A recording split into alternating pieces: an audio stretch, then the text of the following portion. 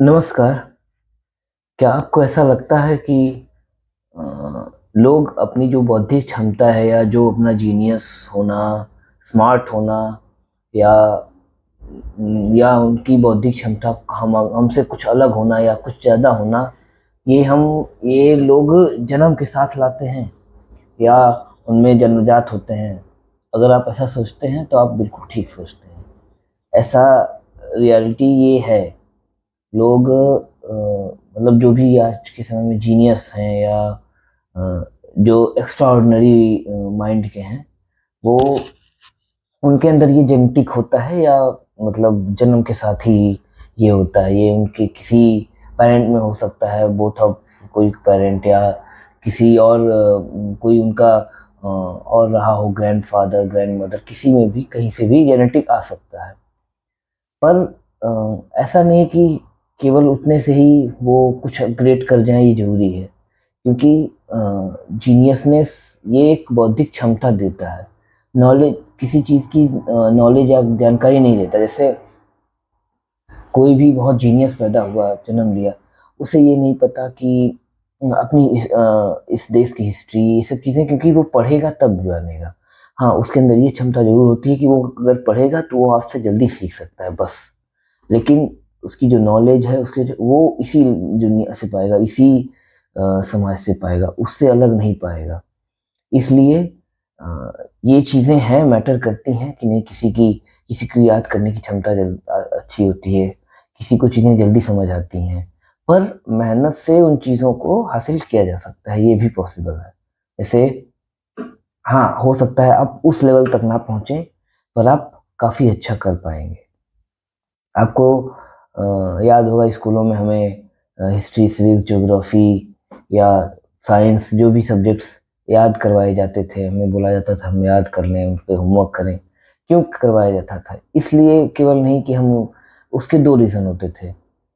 History, civics, जो भी geography, जो भी, एक ये कि हम अपनी हिस्ट्री के बारे में जानें, अपनी पॉलिटिक्स के बारे में जानें, अपनी ज्योग्राफ़ी के बारे में जानें। दूसरा ये रीज़न होता था कि हमें याद करने की प्रैक्टिस हो जाए, या मतलब हम चीज़ें याद करने के मतलब दिमाग का ये सिस्टम है कि हम इसको जिस काम में लगाते हैं, ये उसी काम में और अच्छा होने लगता है। जैसे आप जितना खाना खाएँगे, आपकी भूख उतनी बढ़ती जाती है। हर आपने आज 10 रोटी खाई तो अगले दिन आपकी भूख हमेशा की वो आदत हो जाएगी। वो सेम चीज़ माइंड के साथ है। आप जितना इसको काम देंगे, उसको उतनी काम करने की क्षमता मिलेगी। इसलिए इस बौद्धिक क्षमता को बढ़ाने के लिए ही हमें याद करना, मैथ्स के प्रॉब्लम सॉल्व करवाए जाते थे। इससे भी 2 रीज़न थे कि एक, हम मैथ्स सीख सकें, हमें लाइफ़ में कभी ज़रूरत हो उस मैथ्स को यूज़ कर सकें। दूसरा ये होता था कि हम सॉल्विंग बन सकें। कोई भी प्रॉब्लम हो तो हमें सॉल्व करने का एक प्रोसेस पता हो। हम उसको मतलब एक कॉन्फिडेंस के साथ या कामनेस के साथ उसको हम मतलब सॉल्व कर सकें, इसलिए होते थे। तो हमें जैसे कभी लगता है कभी-कभार कि यार ये लड़का पहले से इतना तेज दिमाग का था, उससे हम क्या, ठीक है आप लेकिन आप खुद से कंपेयर कीजिए, खुद को ही खुद से कंपेयर कीजिए। आप अपने आप में आगे बढ़िए, आप अच्छा कर जाएँगे लाइफ में, बिल्कुल हो जाएगा। अपनी बौद्धिक क्षमता बढ़ाने के बहुत से उपाय माने जाते हैं कि हम अगर ये उपाय अपनाएँ तो हम अपने दिमाग को और तेज़ काम करने के योग्य बना सकते हैं। एक योगा या मेडिटेशन हमारे यहाँ बहुत पॉपुलर है, हमारे इंडिया में, हमारे कल्चर में बहुत पॉपुलर है, और ये बहुत कहेंगे कि बहुत सटीक भी है। हमारे साधु महात्मा लोग और जितने भी हमारे रहे हैं, चाहे चाणक्य हों, चाहे आर्यभट्ट हों, मतलब ये लोगों ने बहुत क्या नाम है, मेडिटेशन किया हुआ है। तो मेडिटेशन से आप अपनी बौद्धिक क्षमता बढ़ा सकते हैं। पर अगर आपसे मतलब आप थोड़ा बहुत करके इसको मैनेज कर सकते हैं। पर अगर आप वो नहीं कर पा रहे हैं या किसी रीज़न से आप मतलब इसमें रूटीन नहीं बना पा रहे हैं रेगुलर, तो आपके पास कुछ और ऑप्शंस हैं, जैसे आप चेस खेल सकते हैं। चेस एक बहुत सही गेम बनाया गया है हमारे देश में।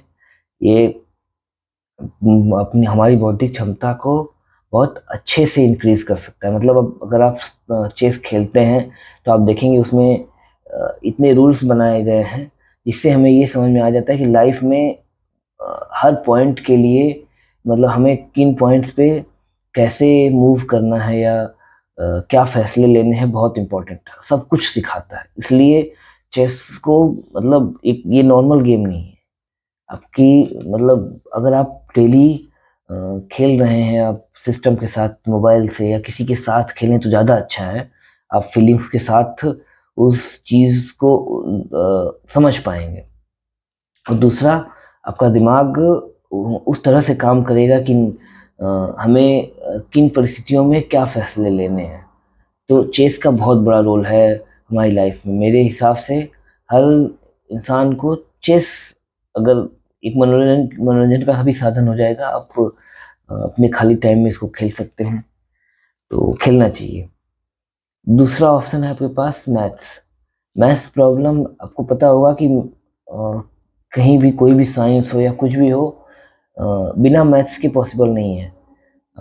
और अपने मैक्सिमम गवर्नमेंट एग्जाम्स में या कहीं भी बिना मैथ्स के बहुत कम ही एग्जाम पेपर्स होते हैं। वो इसलिए क्योंकि मैथ्स बेस है, ह्यूमन माइंड का ही बेस है। मैथ्स कोई नॉर्मल सब्जेक्ट नहीं है या सिर्फ किताबों में लिखा हुआ कोई एक सब्जेक्ट नहीं है। वो हमारी लाइफ का एक अनडिस्प्यूटेड पार्ट है। तो आप मैथ्स को इग्नोर नहीं कर सकते।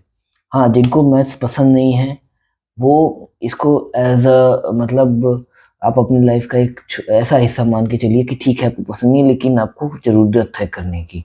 इसलिए जिनको पसंद नहीं है उन्हें भी मैथ्स से जुड़े रहना चाहिए, क्योंकि ये आपकी बौद्धिक क्षमता को बढ़ाने में बहुत हेल्प कर सकता है। आप डेली लाइफ में अगर आप जितना ज़्यादा यूज़ करेंगे, आप उतना अच्छा ग्रो कर पाएंगे लाइफ में। इसलिए हमें जैसे स्कूलों में लगता था याद करवाना, ये मैथ्स पढ़ाना, हर चीज़ें लाइफ में काम नहीं आती, बिल्कुल आती हैं, पर हम उस तरीके से देख नहीं पाते। याद करवाने आपको पता होगा अपने ज़िंदगी में हमें कितनी ज़रूरतें ऐसी पड़ती हैं जिनको फ़िल्में करनी होती हैं। उनकी लाइफ में तो डायलॉग्स दिन भर याद करने हैं, उनका तो पूरा काम ही याद करने से। वैसे ही हमारी लाइफ में ऐसी बहुत सी चीज़ें, सेम चीज़ मैथ्स के साथ है।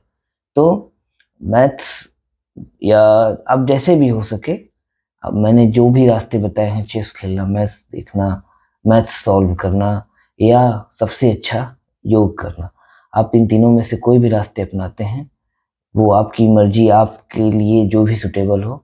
पर आप देखिएगा, अगर रिजल्ट अच्छा आए तो प्लीज़ कमेंट में हमें इन्फॉर्म कीजिएगा। धन्यवाद।